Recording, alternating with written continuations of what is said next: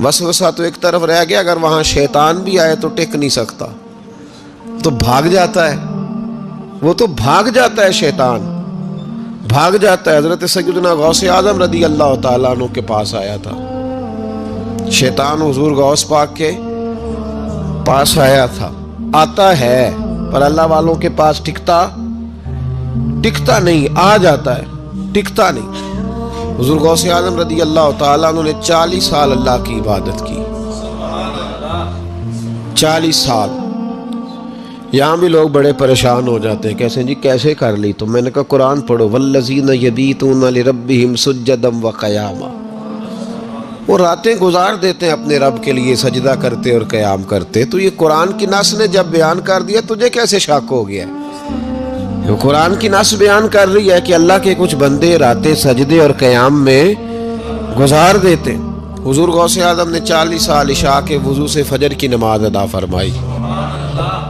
تو ایک دن آسمان پہ نا ایک چھوٹا سا بادل کا ٹکڑا آیا، معاذ اللہ ثم معاذ اللہ۔ وہ کہنے لگا عبد القادر میں تیرا رب ہوں۔ اس کے اندر سے آواز آئی، میں تیرا رب ہوں، تو نے بڑی عبادت کر لی، اب تو بے شک پڑھ بے شک نہ پڑھ۔ کئی ملنگوں کو معاف نہیں ہو گئی معاذ اللہ کہ بے شک پڑھ بے شک نہ پڑھ، عام اجازت ہے۔ تو حضور غوث اعظم رضی اللہ تعالیٰ عنہ فرمانے لگے اعوذ باللہ من الشیطان الرجیم۔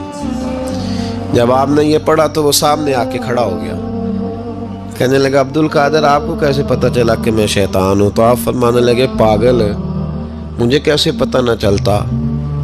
جس رب نے اپنے پیارے حبیب علیہ السلام کو نماز معاف نہیں کی، اس نے عبد القادر کو کیسے معاف کر دی؟ جب حضور کے لیے یہ حکم نہیں آیا کہ محبوب چاہے پڑھو چاہے نہ پڑھو، وہاں تو حکم آیا کہ محبوب تہجد بھی پڑھو، وَمِنَ اللَّيْلِ فَتَہَجَّدْ بِهِ نَافِلَةً لَكَ، نفع دے گی آپ کو، تہجد بھی پڑھے۔ تو ان کے لیے جب یہ حکم نہیں تو میرے لیے کیسے آ گیا؟ اب شیطان تھا نا، تو اس نے پھر ایک اور چال چلی، یہ باز نہیں آتا، ہم باز آ جاتے ہیں کئی دفعہ، اس کے پیچھے پیچھے چلنے لگ جاتے ہیں، لڑ کے تھک جاتے ہیں، وہ نہیں تھکتا، وہ نئی سے نئی چال، نئی سے نئی چال، اس کا نیا سے نیا روپ، من الجنت والناس، جنوں میں سے بھی اور اس کے نئے سے نئے روپ ہوتے ہیں۔ اس نے ایک نیا روپ دھار لیا، کہنے لگا عبد القادر 300 ولی میں نے اسی طرح گمراہ کیے، آپ چونکہ عالم تھے تو آپ کے علم نے آپ کو بچا لیا۔ تو غوث اعظم فرمانے لگے نئے روپ سے آئے ہو؟ کہنے لگا 300 میں نے گمراہ کیے، یہ تو آپ عالم تھے تو بچ گئے، آپ جانتے تھے تو بچ گئے، میں نے 300 گمراہ کیے۔ تو حضور غوث اعظم فرمانے لگے پھر گمراہ کرنے لگے ہو نیا روپ دھار کے؟ مجھے میرے علم نے نہیں بچایا، مجھے اللہ کے فضل نے بچایا ہے۔ کئی عالم بھی تو گمراہ ہو جاتے ہیں نا، مجھے میرے علم نے نہیں بچایا، مجھے میرے اللہ کے فضل نے بچایا ہے۔ میرے بھائی، میرے عزیز طریقت کے مسافروں، یاد رکھو، سمجھ لو اس بات کو کہ وسوسہ آتا ہے۔ وسوسہ، دو قسم کے مہمان آتے ہیں، دو قسم کے مہمان۔ ایک مہمان وہ آتا ہے جو آتا ہے تو بندہ توجہ نہیں کرتا، وہ خود کہتا ہے اس نے نہیں میری طرف توجہ کی، وہ مہمان چلا جاتا ہے، پتہ نا آپ کو۔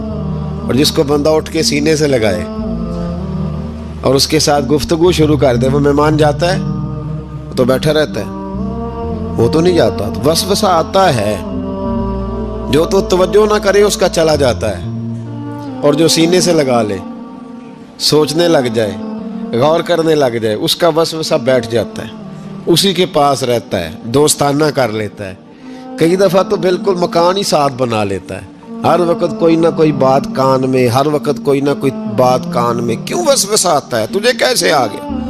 اس کا یقین کامل ہو، اسے وسوسہ کیسے آئے؟ جس کی توجہ سیدھی ہو اسے وسوسہ نہ چھڑ یار دا بوہا، نہیں تے ہو جاویں گا روگی۔ جیڑی بکری اجڑوں وچھڑی او بگیاڑا جوگی۔ یہ تو بھئی تو اگر اندر رہتا، صحبت کے اندر رہتا، چھتری کے نیچے رہتا، تو پھر وسوسہ تجھے کیسے وسوسہ کس طرح تیرے پاس آیا؟ وسوسہ اس کے پاس آتا ہے جو وسوسے کی جانب توجہ کرتا ہے۔ بہت زیادہ لوگوں کو بدگمانی ہونے لگی ہے، بہت زیادہ وسوسے آنے لگے ہیں، بہت زیادہ خیال ہونے لگا ہے، بہت زیادہ توجہ ہونے لگی ہے، بڑی لوگوں کا معیار اس طرف جائیں، ہر چوتھا آدمی آ کے کہتا ہے برے خیالات آتے ہیں۔ کیوں بھائی برے خیالات آتے ہیں؟ کیسے آ گئے؟ ہمارا تو دل ہی ایک ہے، اور دل میں یار بھی ایک ہے، دوسرے کے لیے جگہ ہی کوئی نہیں، تو وسوسہ کیسے آئے گا؟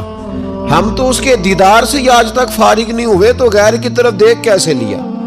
یہ کیسے ہو گیا؟ ممکن کیسے ہوا؟ اپنے آپ کو سمیٹیں، ان وسوسوں سے اپنے آپ کو بچائیں، ان پر قطعی طور پر کوئی توجہ نہ دیں، اور اگر کبھی آ بھی جائے تو میں نے کہا کہ اس کو سینے سے لگانے کی ضرورت، اس کو جھٹک دیں، بات ختم ہو گئی۔ آ جاتا ہے وسوسہ، بڑوں کو آ جاتا ہے، وسوسے آیا کرتے ہیں، آیا ضرور کرتے ہیں، لیکن جو لوگ قابل ہوتے ہیں، جن کا ایمان مضبوط ہوتا ہے، جن کا تیقن مضبوط ہوتا ہے، ان لوگوں کے پاس وسوسے ہمیشہ رہتے نہیں۔ ایک اہم بات اصلاح کی جو سمجھنی بڑی ضروری ہے، آپ کے لیے بڑی ضروری ہے۔ آپ نے یہ غور کرنا ہے کہ وسوسہ آتا کہاں سے ہے۔ کوئی نہیں سمجھ آئی آپ کو میری بات کی؟ نہیں آئی ہوتی تو آپ بڑی دور پہنچ چکے ہوتے ہیں۔ سردی بڑی زیادہ تھی کمرے میں، تو کہیں سے ہوا آ رہی تھی ٹھنڈی، تو اب ٹھنڈ بڑی لگ رہی تھی، تو بندے نے فوراً اٹھ کے بھلا کیا کرنا ہوتا ہے؟ نہیں وہ پتہ نہیں کتوں آ رہی، باری دی تو ابھی گالی ہے نا جی۔ اگر تو کھڑکی سے آ رہی ہے تو کس کو بند کریں گے، اور اگر دروازے سے آ رہی ہے تو جی، اور اگر چھوٹے بچے نے پنکھا چلا دیا تو جی، چل پنکھا رہا ہے، بندہ سارا دن دروازہ بند کرتا رہے؟ سمجھنا ہے آپ نے بات کو، آپ نے اس دروازے کو بند کرنا ہے جہاں سے وسوسہ